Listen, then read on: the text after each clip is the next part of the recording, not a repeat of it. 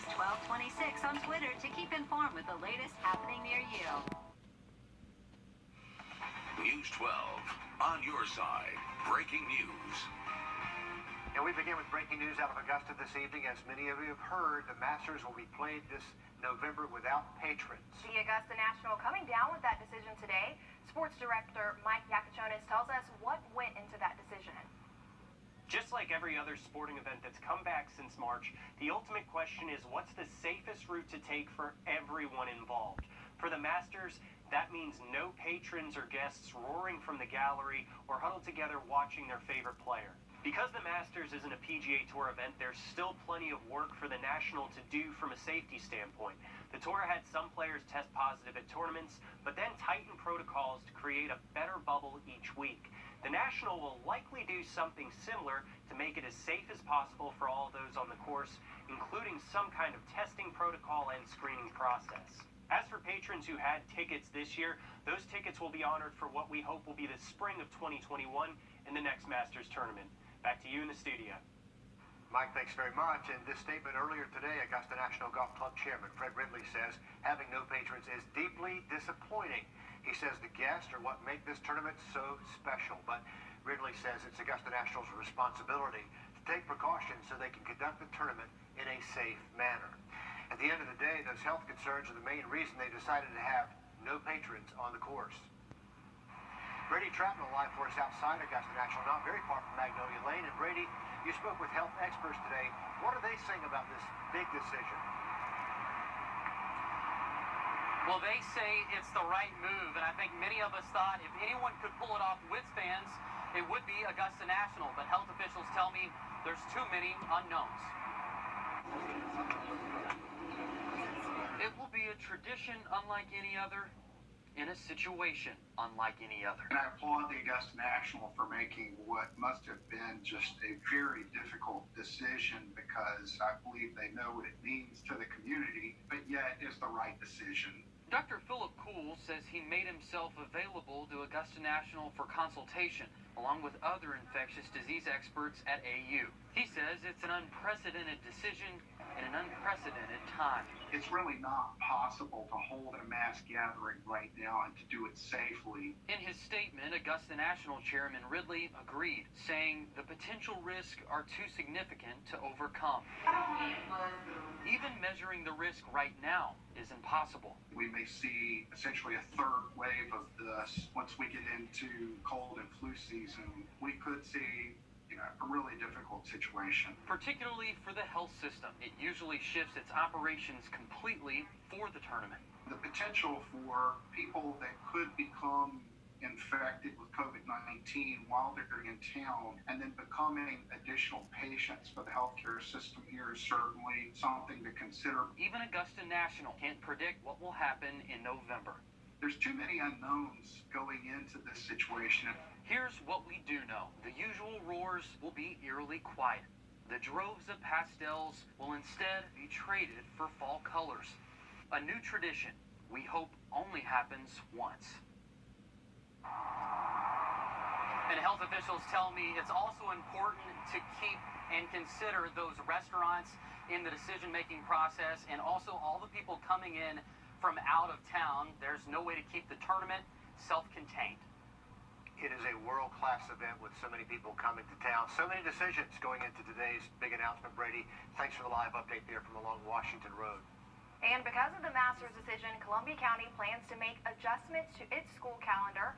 Masters Week, November 9th through the 13th, would be a normal school week now, except for Veterans Day on the 11th, which will be a holiday. Also, October 12th will be added as a holiday as well. And the school year would end on May 21st, 3 days earlier than first scheduled. The school board will vote on this at the next meeting on August 25th. Now, while many of us have seen this coming, may have seen it coming, it still comes as a shock. And we do have some local reaction about today's news. That's heartbreaking. I hate that for everybody that goes to it yearly. That's terrible news. But that's not good. Fans make it more exciting. Fans is what build them up and make them drive more. It gives them a more drive.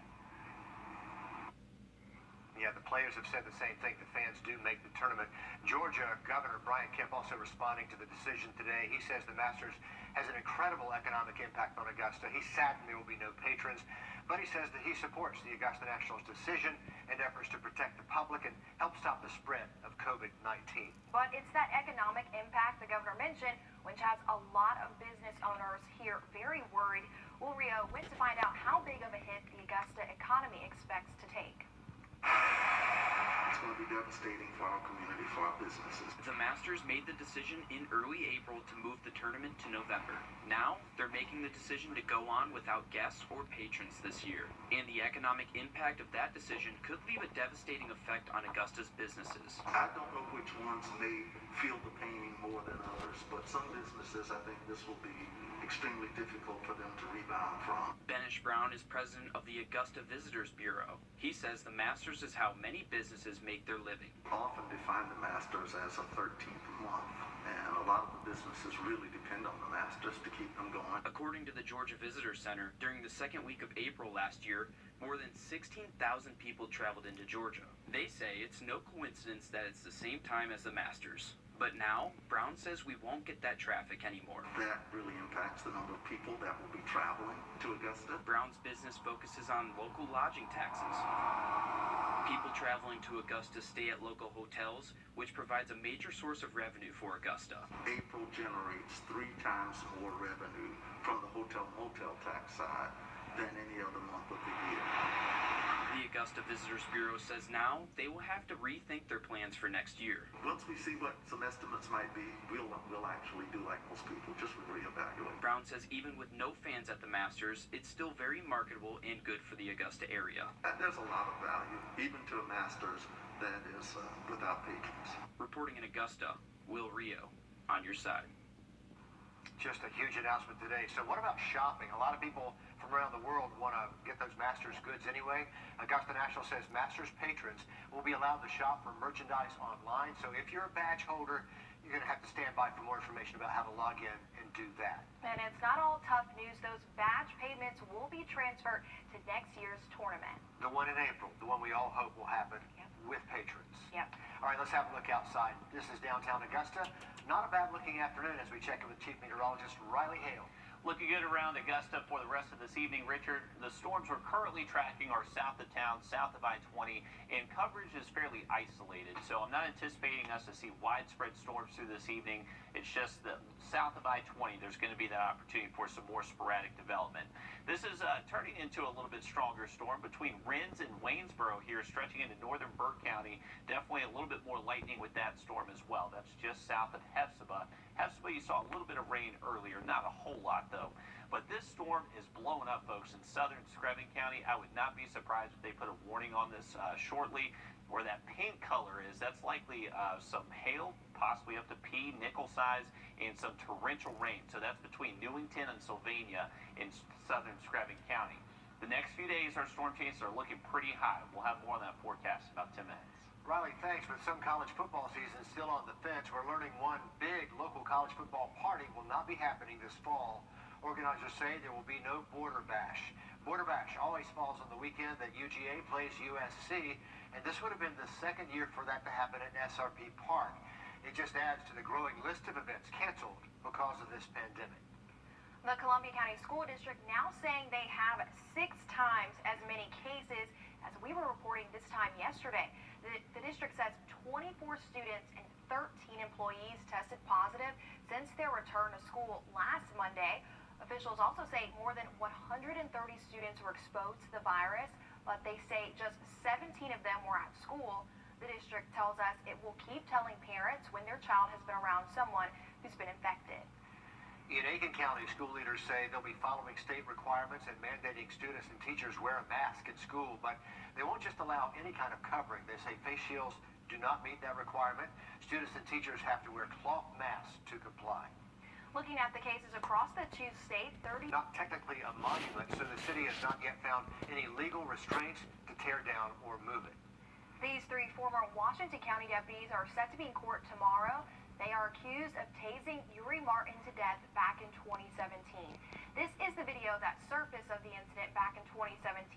Investigators say they tased Martin several times until he collapsed. He later died. The deputies face murder and reckless conduct charges. A challenge against the Richmond County candidate denied today. There was a claim in that one.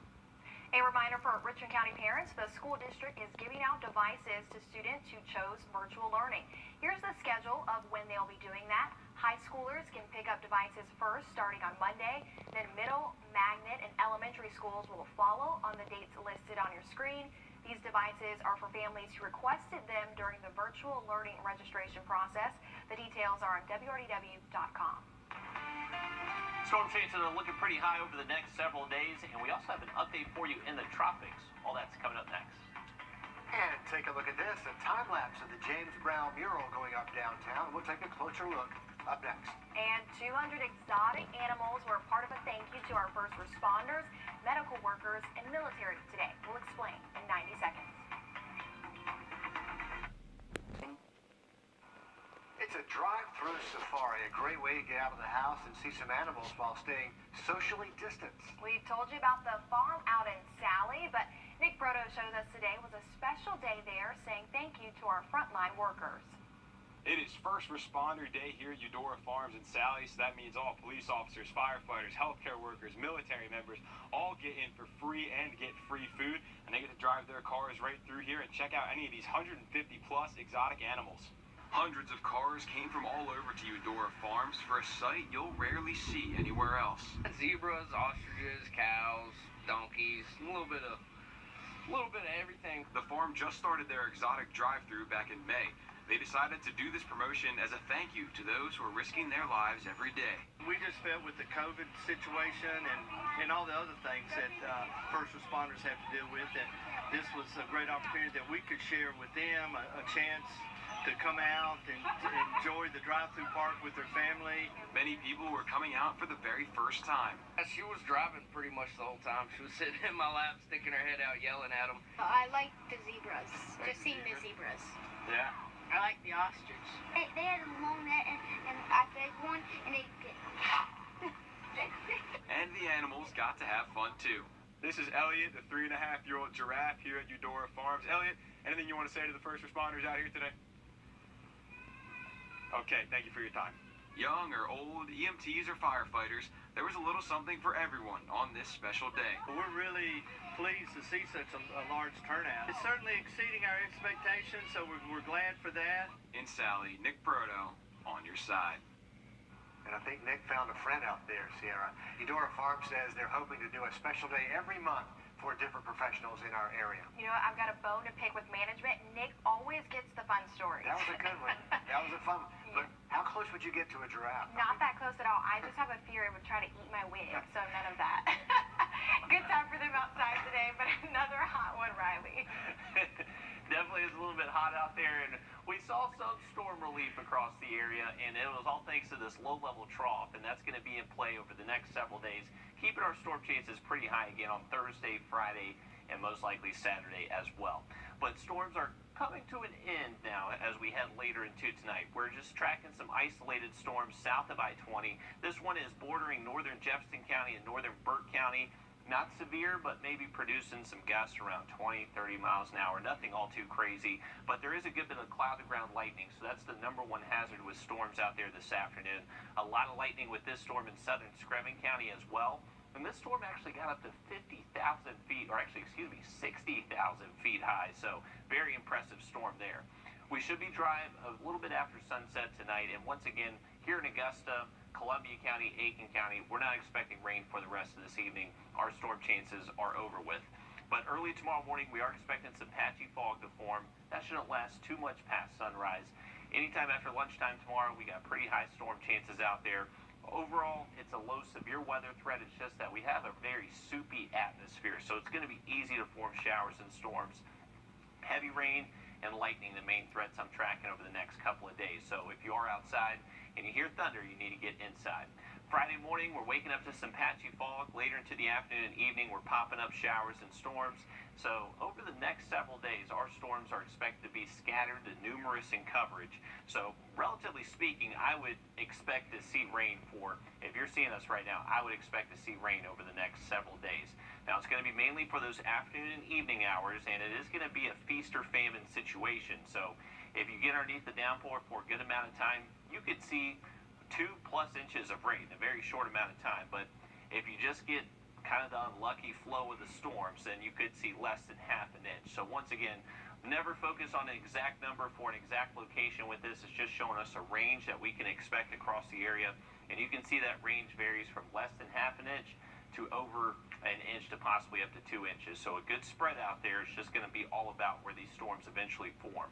And you can see them blowing up on infrared satellite imagery, but I want to actually use the infrared satellite imagery to give a quick update on Tropical Depression 11. This is likely going to become Josephine over the next 24 to 48 hours. It's moving west at about 15, so got a good pace to it and expected to keep that good pace over the next several days. But once again, over the next 24, 36, 48 hours, we'll likely see this be named Tropical Storm Josephine as it does continue that path towards the west. Now, it is expected to make a turn to the north by early next week, so as of right now, not anticipated to be a threat to the U.S. mainland, but something we will continue to monitor. High storm chances next few afternoons. As we head into Sunday and early next week, storm chances go down a smidge, but still expecting at least a few isolated storms after lunchtime. Thanks a lot, Raleigh. We wanted you to see this. We wanted to share this time-lapse video of the artist painting that new James Brown mural downtown. Sierra, if only the work could go this fast, but it is a long, painstaking process to get it done right. It is. It's beautiful. A reminder, this is on Broad Street at James Brown Boulevard downtown. You can see he does most of his work at night by a lamp on his lift. We're told the mural should be done in about 3 weeks. I can't imagine doing that in the heat of the afternoon. Man. Anyway, today, to honor the Godfather of Soul, the Augusta Museum of History launching a new tour. Soul Starts Here, James Brown Journey. It's a self-guided tour honoring the Godfather of Soul. At each spot, an artistic depiction of a vinyl record is placed on the sidewalk telling the story the location had in the life of James Brown. His daughter, Deanna Brown Thomas, says it's a great way for people to learn more about her father. Well, again, we're very humbled to Augusta and to the people of Augusta who are part of this and who want to continue to honor him. These vinyls that are down in cement are there forever. You can take the self-guided tour by going to soulstartshere.com on your smartphone. It'll take you to each spot on the tour. I like the vinyl look. That's a nice touch. Okay, in sports, Georgia wants to give all the teams a chance to play a full season, but what happens if a team cancels? Mike walks us through that next in sports.